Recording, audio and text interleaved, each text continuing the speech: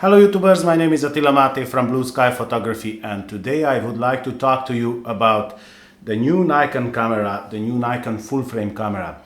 It's not a pretty new announcement. It was announced a few weeks ago, maybe 2 weeks ago or something like that. Now I have to tell you something. In my opinion, this is an excellent camera. We are talking about the Nikon D850.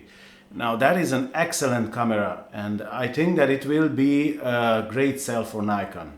If, there is a big if it won't be an issue with it. We all know that Nikon made his own mistakes as well, you know, like any other camera manufacturer, and the example, the D750 had some troubles, and many cameras had to be sent back and repaired and these kind of things. And if with the D850 will happen the same, then I think Nikon will be in big trouble. But anyway, let's hope that it won't be like that, and let's hope that everything will be fine. Now I have to tell you, this camera looks amazing and it feels in the hand amazing. I tell you, I am a DSLR shooter and a mirrorless shooter. I use both, you know. I used in the past the Sony A7 system, the E-mount system, and now I have a Fuji camera, mirrorless camera, and I use Nikon DSLRs as well. So my first love in photography, I would say, it was with the DSLR. I was using Pentax on that time. Actually, it was film camera, Pentax film camera, and then after Pentax digital SLR, DSLR. So I'm kind of, the DSLRs are kind of close to my heart. But anyway, let's talk about the D850. Now, it's a 45 megapixel full frame sensor. It is great. It's a big, huge megapixel sensor. You know, it's a big, huge resolution. No anti-aliasing filter. And the most important is in this that in crop mode, if you put the camera in crop mode, and this is something what I like very, very much in Nikon cameras, that you can use the camera in crop mode. You just push a button, turn the control dial, and you are in crop mode. And if you have a lens, you know, which is not long enough, but you don't have time to change the lens, in a half of a second, you can turn the camera in crop mode, and you can get extra reach with the lens. And in crop mode, this camera will be 20 megapixel like the D500, and which is excellent. It's great in my opinion. So 7 frames a second without grip, 9 frames a second with the battery grip. Now, again, it's in my opinion, 7 frames a second, it's more than enough. Okay, maybe wildlife photographers or sports photographers, they want more. I'm a portrait photographer and wedding photographer, and I don't need more than 7 frames. For me, 6 frames a second is more than enough. But that's not only me, it's about sports photography, but 9 frames a second, definitely it's enough, you know. And tilty touchscreen also in menu. Now, this is again something good, but I don't know why they didn't put the tilty flippy screen. I don't understand, honestly. I can't understand why they don't put tilty flippy screen like they have the Panasonics and the Olympus and these cameras, you know. Even the Nikon D55, what is it, 5500. Even that camera has a tilty flippy screen. And now okay, doesn't matter. It's a tilty screen. You can tilt out like the D500. You can touch focus, but this is also in menu now. So 4K video. Now, we all know that Nikon have some issues with focusing in video. And the issue would be this strange effect. I don't know how to explain. I call it refocusing. Maybe it's not refocusing. It's something, I don't know.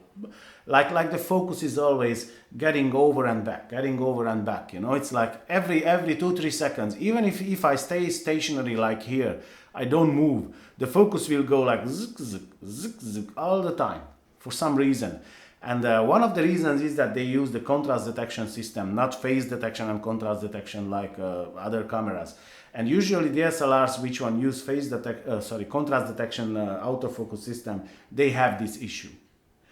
Now Panasonic use contrast detection system as well, only, but they deal with it somehow. Even the Panasonic cameras, they have a little bit, but just a tiny little bit, so you can't really see. Now Nikon, it's very very bad in regards this. So I did try to shoot a video with my Nikon D7200 and with the Nikon D500, but honestly it's just annoying. So it's a pain in the, it's not good. So hopefully this camera will be a bit better in regards autofocus in video. Nikon, I think it's made for photography. Nikon cameras, they are not made for video. You can shoot video with them, it's not a problem, but it's not made for, it's not a video oriented camera like the Panasonic cameras or Canon cameras. They are kind of mixed, you know, because Canon use this dual pixel autofocus system, and that is very good. So if it won't be this issue, then it will be great, because D500 has excellent 4K quality. Anyway, 8K time lapse. This is great, it's good. I don't do many time lapses, but it's good. Many people they will do probably, and it is very good. One XQD card and one SD card. This is again good. It would have been better to have two XQD cards like the D5, but anyway, it's better than nothing, you know. Buffer, 51 RAW files. Now, again, for me, like a wedding and portrait photographer, this is more than enough. It's not an issue, you know. Now, if you are a sports photographer, if you are a wildlife photographer, and you want to shoot, I don't know, 100 frames or whatever in continue, you know, then it might be an issue. But then you can just reduce the quality, and you can grow the buffer, you know. You can make the buffer bigger. I think it will be like 100 files, 100 RAW files or something like that. Now, the most important thing in this camera is the autofocus system. The autofocus system is from the D5 and the D500, which is 153 autofocus points. Now that is a very successful autofocus system, and it is great that Nikon decided to put this autofocus system in the camera. I was a little bit afraid that they will cripple the camera like they did with the Nikon D7500, because what they did over there, they didn't put the autofocus system from the D500. They just put the autofocus system from the D7200, and they tweaked a little bit. They say they tweaked. I don't believe that. Anyway, this is a great choice. This is an excellent choice, because that autofocus system, especially for tracking, the 3D tracking, sorry, it's excellent. ISO performance, 64 base ISO until 25,600. Now, this ISO performance is more than enough again. I think that it will be kind of the same, the ISO performance, like with the D500. And if it is like that, it will be excellent. It needs to be tested, but anyway, I think that it will be kind of the same, the ISO performance. Maybe even a little bit better. The extended ISO is 32 to 108,400, whatever that is, it doesn't matter. It doesn't matter because the base ISO is important. I don't pay attention to the extended ISO, never. So, biggest, brightest viewfinder in the whole lineup. They say that this will be the biggest and the brightest viewfinder until now in any Nikon camera. Now, hopefully it's true. Focus stacking like Panasonic and Olympus has, you know, and mostly this focus stacking mostly is useful in macro photography, but many people they do also in other kind of like in landscape photography and these kind of things, you know, they do that.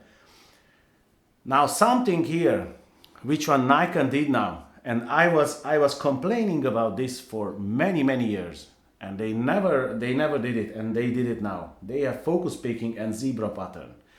Finally, Nikon. Pentax cameras used to have focus peaking and zebra pattern. My Pentax KR and K5, I don't know how many years ago, like 5, 6, 7 years ago, they have focus peaking and zebra pattern. And Nikon cameras didn't have that. It is excellent. It is very helpful when you want to focus manually.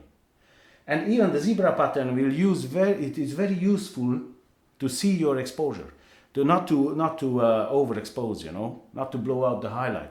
So it's excellent choice. It is very good choice, and I hope it will work. The focus peaking, I hope it will work like the Fuji cameras work, because they are just brilliant. So if we talk comparing with other cameras, pretty much beats the Canon 5D Mark IV just wipes off the table, you know, that's not an issue. More megapixels, no anti-aliasing filter, tilted screen, silent shooting, these kind of things, you know, it looks much better than the Canon 5D Mark IV. It looks like Nikon tends to renew a little bit, you know, and they start to innovate, you know, just put new innovations in the cameras, and that's good. And they do this because of Sony, because Sony does a lot of new things in the cameras, and Nikon doesn't want to stay in the back. And that's why I say all the time when Sony followers or Sony users, they complain and they argue with me and they call me many names. That's why I say, because I don't use Sony and because I don't like Sony cameras, that doesn't mean that it's not good for the market. It is excellent. If Sony is going very well, I'm very happy, because that it means that Nikon will start thinking, and it's a healthy competition, and we need healthy competition, because otherwise, you know, they even like these camera manufacturers, they want to fool us all the time, like users, consumers, you know. So it looks like Canon is the only one who is moving very, very slowly, and they don't really want to put new innovations in the cameras. I mean, what they did with the 5D Mark IV and the 4K video, I was just like, oh man. Anyway, if we speak about the Sony A7R Mark II, because that is the other competitor, we can say, is the same level with this camera. Again, it has dual SD card slots, better battery life, touchscreen, better focusing, more and definitely cheaper lens selection, and that's true. I mean, if we speak about focusing, I guarantee you that the Sony A7R Mark II has great focus system, but it doesn't reach the 3D tracking. In tracking, if you want to track a subject, the Nikon 3D tracking is excellent. And I don't think that Sony A7R Mark II will beat that. So, better battery life, nobody can argue with that, you know. It's a dual SD card slot, again, something very important when you shoot paid jobs, in my opinion. Now, more and definitely cheaper lenses, again, you have a lot of third-party options. Nikon lenses, they are not a big difference if we take the original Nikon lenses and the Sony lenses. The price difference is not very big.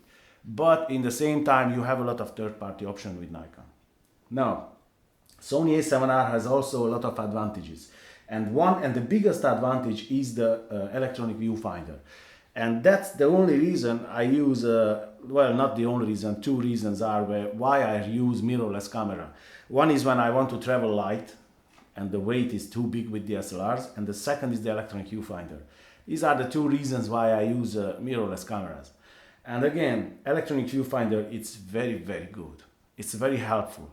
And I admire Sony because they put electronic viewfinders in the DSLR style body, in the Sony Alpha lineup. The Alpha cameras have brilliant electronic viewfinders. Anyway, in-body based stabilization is again in the favor of Sony A7R Mark II, and it's great. It is definitely a help and an advantage, because if you don't buy a stabilized lens with Nikon, with the prime lenses, you are without stabilization. I don't really use stabilization, and sport and wildlife photographers, they cannot use stabilization because their subject is moving. So it doesn't matter for them and doesn't matter for me, but that doesn't mean that there are some people who use image stabilization. Better video focusing. Now, again, Sony cameras are any camera, any Sony camera, with E mount, alpha mount, any camera. In video, autofocus is just excellent. It's like Canon's autofocus. I mean, focusing, focus transitions, tracking the faces in video is just brilliant. It's just brilliant. So that is, if you are more video and less photography, I would suggest to buy Sony camera or Panasonic. If you want big sensors, if you want a big sensor like full frame or something, you have to buy Sony camera.